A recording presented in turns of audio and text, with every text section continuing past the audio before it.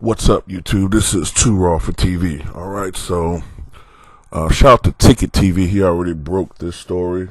There have been rumors earlier today that Doc Rivers was in the running and a serious contender for the Philadelphia 76ers coaching job, and it's been confirmed not that long ago that Doc Rivers will be the new coach of the Philadelphia 76ers. It was reported by ESPN's Adrian Wojnarowski that Doc Rivers has reached an agreement on a deal to become the next coach of the Philadelphia 76ers. Rivers' deal with the Sixers come only 3 days after departing the LA Clippers. It also returns him to the Atlantic Division, where he'll be a principal rival of the Boston Celtics, where Rivers won an NBA title in 2008 as coach. I don't know why this article says 2009. It was 2008. Sixers general manager Elton Brand on Monday reached out to Rivers and his agent Lonnie Cooper to gauge interest in the Sixers job. Rivers soon was on a flight to Philadelphia, where meetings on Wednesday with Brand, owners Josh Harris and David Blitzer had the sides moving quickly toward negotiating a multi-year deal. Rivers takes on a Sixers team that lost in the first round of the Eastern Conference playoffs and continues to consider changes to a roster that Brand remains determined to construct around All-Stars Joel Embiid and Ben Simmons. Rivers was a late entry into a process that had become increasingly focused on former Houston Rockets coach Mike D'Antoni. Rivers had been intrigued enough with the roster, marketplace, and organization to fly from the West Coast to sit down with Philadelphia's hierarchy. Rivers, who is 58, had 2 years left on his Clippers contract, so he remains owed a significant sum of money, although typically there are offset agreements on the payout put into place should a coach be hired in a new job.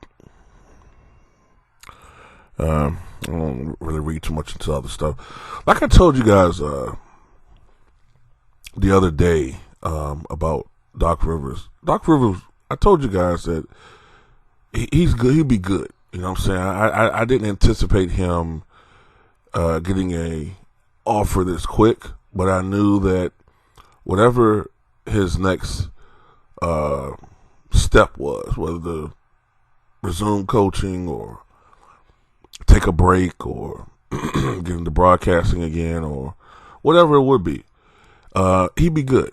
You know what I'm saying? He's beloved by the NBA family. He was going to be good.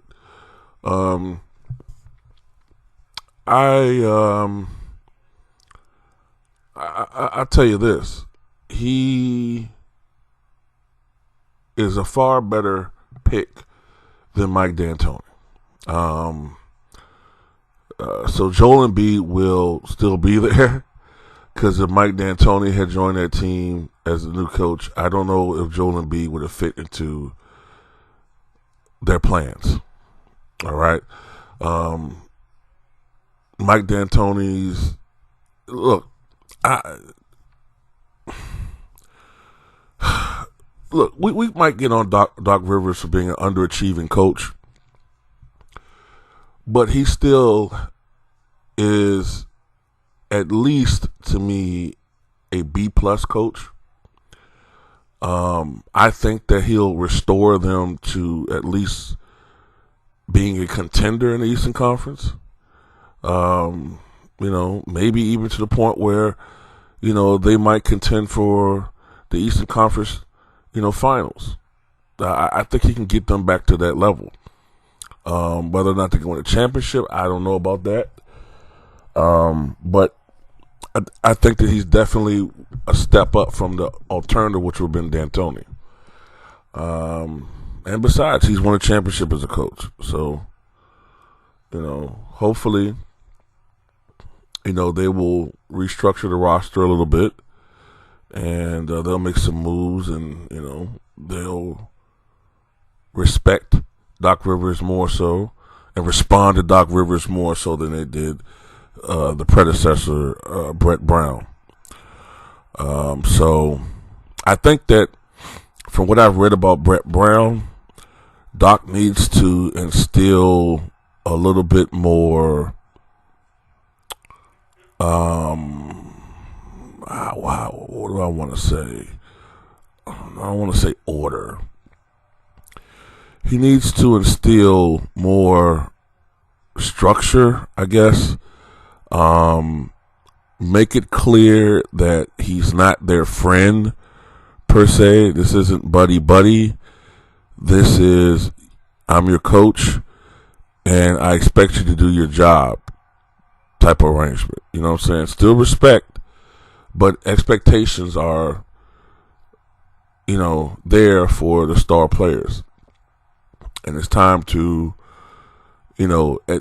get out of that earlier phase a lot of players have where they're kind of, still stuck on their numbers, or they can still be a little bit distracted by external factors. You know what I mean by that? Time to get a little bit more serious, definitely.